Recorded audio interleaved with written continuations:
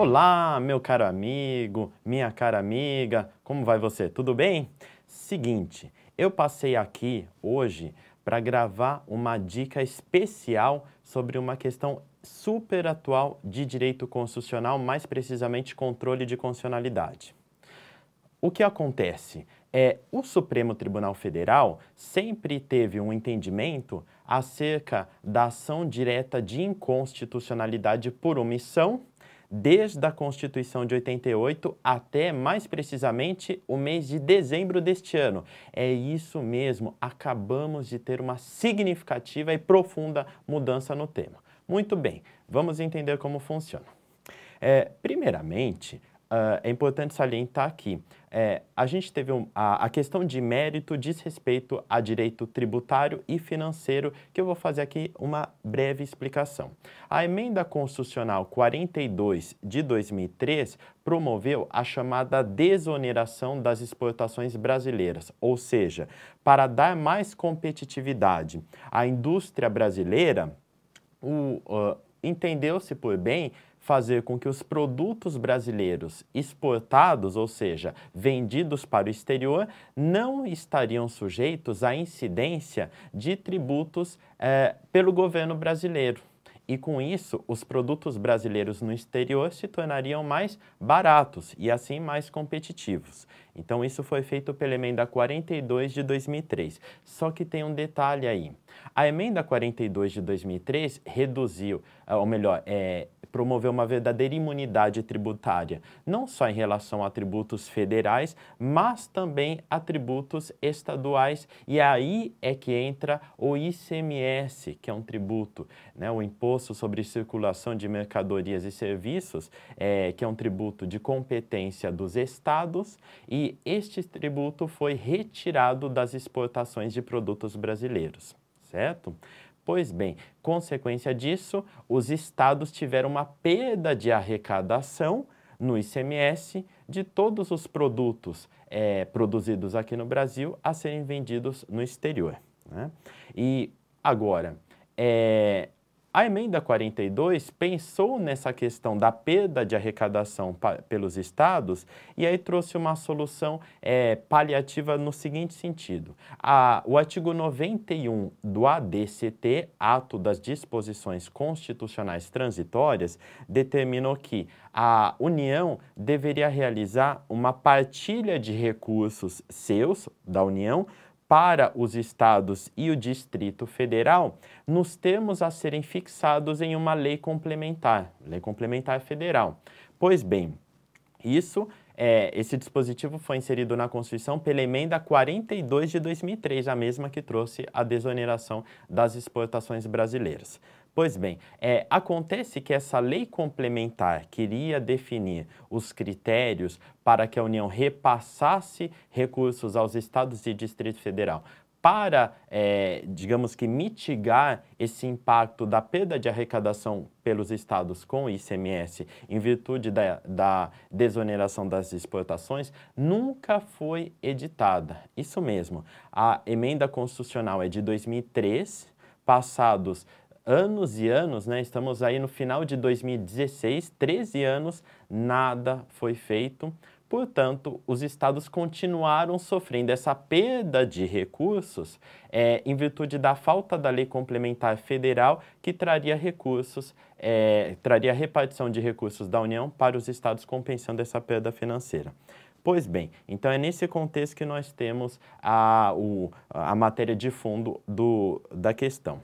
E aí, o que ocorreu? Foi proposta a ação direta de inconstitucionalidade por omissão, ou simplesmente ADO, de número 25, relatada pelo ministro Gilmar Mendes. E o ministro Gilmar Mendes deu um voto que eu diria revolucionário na matéria, e esse voto acabou prevalecendo no julgamento pelo Supremo por maioria, né? E pela decisão, ficou declarada a mora legislativa, ou seja, que o poder público, mais precisamente o legislador, estava em atraso na edição dessa lei complementar federal nos termos do artigo 91 do ADCT, e isso até aí não foi nenhuma mudança, porque os efeitos da DIN por omissão, nos termos do artigo 103, parágrafo 2º da Constituição Federal, consistem na declaração da mora legislativa. Só que no caso de órgão legislativo, a Constituição Federal se limitou a dizer que este era o único efeito, a comunicação, a ciência do poder omisso acerca da edição da norma. Enquanto no caso de o ato, a mora dizer respeito a um ato a ser editado por um órgão administrativo, aí sim é que nós tínhamos a fixação de prazo. Resultado prático disso foi que, até então, toda vez que o Supremo acolhia uma DIN por omissão, ele se limitava a comunicar o poder omisso acerca da falta dessa norma, né? Ou seja, efeito prático zero, nenhum. E aí, esta decisão praticamente seguiu a mesma lógica do mandado de injunção, que a Constituição Federal, no artigo 5º, inciso 71, também não estabelece nenhum prazo e o Supremo aplicava os mesmos efeitos da DIN por omissão, ou seja, a mera comunicação ao poder omisso, até que no ano de 2007, julgando os mandados de injunção 670 e 712, entendeu por bem dar efeitos concretos a essa DIN por omissão e, com isso, trazer maior eficácia, determinando a solução da questão e não apenas a declaração de mora legislativa. E agora é isso que está acontecendo em relação à DIN por omissão. Muito bem. Então, voltando aqui a esta decisão, o Supremo Tribunal Federal entendeu por bem não só a declaração da mora legislativa do Congresso Nacional em editar a lei complementar por força do artigo 91 do ADCT, como também fixar um prazo de 12 meses, isso mesmo, um prazo de 12 meses para que fosse sanada a omissão. E não parou por aí. Além de prazo fixado de 12 meses para que seja editada a lei complementar clamada pelo artigo 91 do ADCT, também o Supremo já foi mais além e fixou quais seriam as consequências desse prazo de 12 meses vir a transcorrer in albis, ou seja, em branco, quer dizer, sem que após 12 meses a solução tenha sido trazida.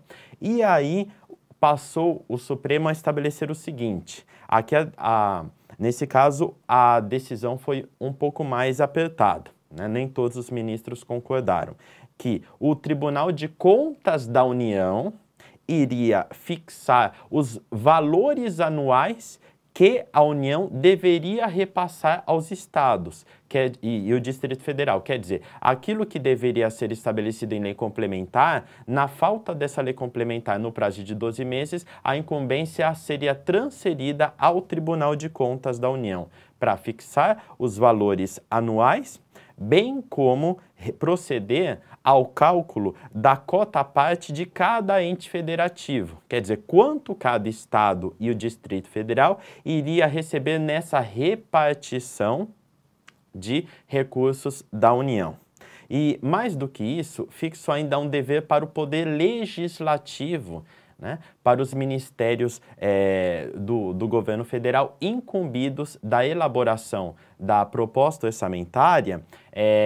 O Poder Executivo teria a incumbência aí de incluir nos montantes da proposta orçamentária anual os recursos necessários para atender a essa transferência de recursos federais para estados e Distrito Federal. Então, essa decisão foi acolhida por ampla maioria e, com isso, houve, agora em dezembro de 2016, essa verdadeira revolução em matéria de controle de constitucionalidade, mais propriamente a inconstitucionalidade por omissão. E no que diz respeito à ADIM por omissão, que era um instrumento praticamente não utilizado. Eu costumo dizer para os meus alunos que já era um instrumento em desuso, e agora temos aí a retomada desse instrumento por conta da decisão proferida na ADO número 25. Então é isso. Agradeço a atenção de todos e voltaremos aqui mais vezes para outras dicas relevantes para os seus estudos. Siga as nossas dicas, continue estudando, porque todo estudo há de ser recompensado em algum momento. Até lá!